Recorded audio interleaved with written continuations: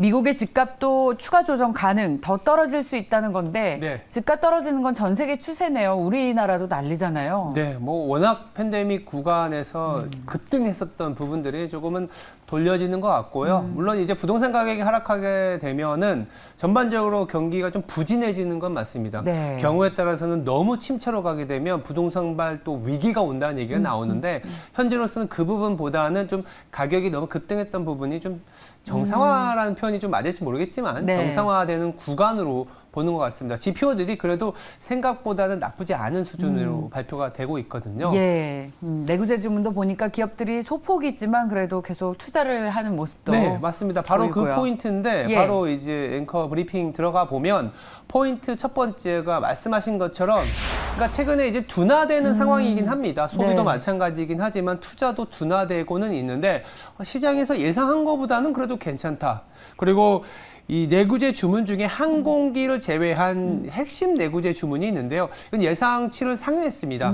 예상치가 0.2%였는데 0.3%라 뭐 그렇게 크게 의미를 줄 수 있겠냐 하겠지만 그래도 기업들이 지금 노동력이 부족한 상황이잖아요. 이 노동력이 부족한 상황 거기다가 금리도 올라가는데 그럼에도 불구하고 성장을 위한 투자는 지속하고 있다. 기술과 자본 투자를 집중하면서 성장, 그러니까 금리 이상의 성장을 가져가려는 움직임이 더 활발해지고 있다라고 보시면 될 것 같아요. 어떤 산업에서 성장을 활발하게 하는지 보면 더욱 도움이 될 것 같아요. 그러니까 저희가 어제 네. 긴 시간 동안 얘기를 나눴던 우리나라로 따지면 태조 이방원일 수는 있는데 예. 단순히 태조 이방원이기보다는 전반적인 기술 투자, 그러니까 노동력이 부족한 상황에서 기술 투자라는 건 사실은 자동화와 관련된 투자가 상당히 많이 활발하게 일어나고 있다라고 보시면 될 것 같고요. 그뿐만 아니라 전반적인 산업 전체에서의 투자라고 보시면 될 것 같은데 한번 지금은 투자 얘기를 했잖아요. 예. 이 투자하면 전체적으로 소비하고도 연결이 되거든요. 그렇습니다. 어제 주식시장에서 나타난 특징 중에 하나가 바로 소비시장의 움직임이었습니다. 예. 그래서 두 번째로 한번 바로 넘어가 보겠습니다.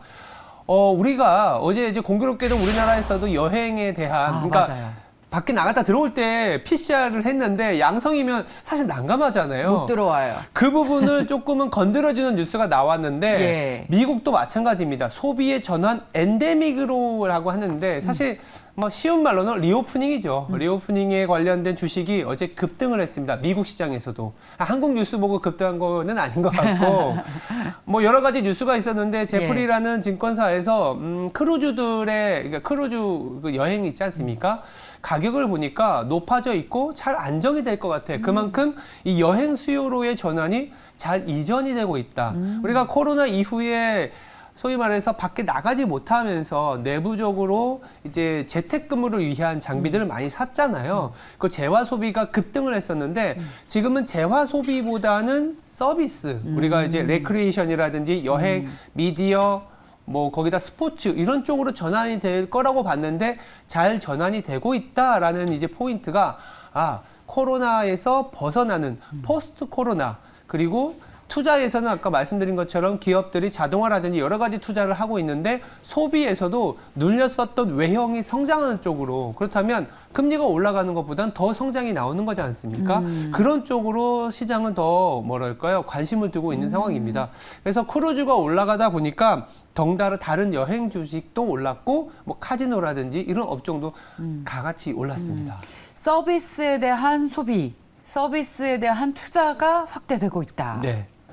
이 지금 계속 언급된 저 종목들은 사실 특히 여행이나 항공은 환율이 너무 많이 올라서 여기 대표적인 피해주였지 않습니까? 우리나라는 그런데 네. 미국은 달러가 전 세계에서 가장 강하지 강하니까. 않습니까?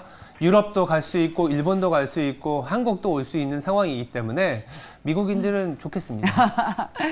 사실 우리가 리오프닝 주식들이 먼저 갔고 네. 한국이 선행을 했고 그다음에 말씀하신 것처럼 미국이 갔는데 글쎄요 그 환율이라는 우려를 딛고 추세적인 상승을 이 리오프닝 주식들이 보여줄 수 있을지 저희 잠시 후에 준비된 투데이 네. 분석에서 보다 자세하게 이야기를 그리고 나눠보시죠. 이제 마지막은 조금은 우려와 기대가 엇갈리는 쪽입니다. 전반적으로 저희가 금리보다는 성장이라는 포인트를 잡고 있잖아요. 네. 투자도 그렇고 예. 소비도 그렇고. 예. 이제 엔비디아가 오늘 이제 장 마감 후에 실적을 발표했는데 사실은 이 8일에 일이 발표가 됐었어요. 그래서 기대치에 못 미칠 건 알고는 있었습니다. 알고는 있었는데 가이던스가 없었기 때문에 그래도 우리가 칩메이커들 메모리 내에서도 축소되는 쪽이 있고 그래도 성장하는 쪽이 있지 않겠냐, 가이던스를 잘 보자고 했는데 가이던스도 좀 낮아졌어요. 시장에서는 69억 달러를 예상했는데 그거보다 못 미친 59억 달러로 지금 내비치면서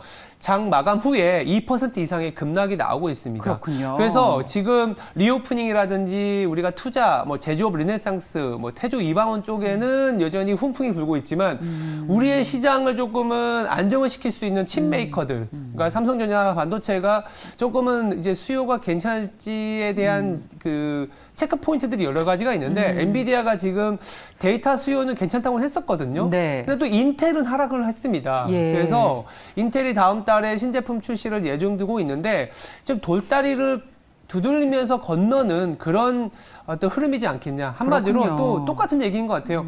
지수는 조금 막혀 있을 것 같다. 그래서 어저께 미국에 상장된 한국물 ETF인 EWY도 0.15% 소폭 하락했기 때문에 그렇군요. 시장 전체적인 움직임은 조금은 보합권일 수는 있지만 내부적으로 뭐 리오프닝이라든지 아니면 우리가 계속 얘기했던 투자가 늘어나면서 매출이 늘어나는 쪽의 업종은 그 안에서도 더 오히려 쏠림 현상이 강화되지 않겠냐라는 생각이 듭니다. 반도체 주식이 또 올라야 우리 시장도 상당히 안 막히고 올라갈 텐데 반도체 주식에 대해서 투자할 만한 매력 포인트들이 별로 없어서 시장도 당장은 막히는 좀 거 시간이 걸리긴 하겠지만 같습니다. 내부적으로 또 움직임이 활발해지고 있는 부분도 있기 때문에 그렇군요. 중기 이상의 시각으로 한번 쳐다봐야겠습니다. 예, 늘 그렇게 말씀하시죠. 지금 밸류에이션이 부각되고 있는 측면은 분명히 맞다. 네. 반도체 주식에 대해서요. 자, 저희 투데이에서는 시장을 후행하지 않고요. 새로운 아이디어를 만들어 갑니다. 그래서 태조 이방원 다음으로는 제조업 르네상스다. 네. 라는 아이디어를 가지고 오늘도 하루 함께 고민해 보시죠. 지금까지 앵커 브리핑이었습니다.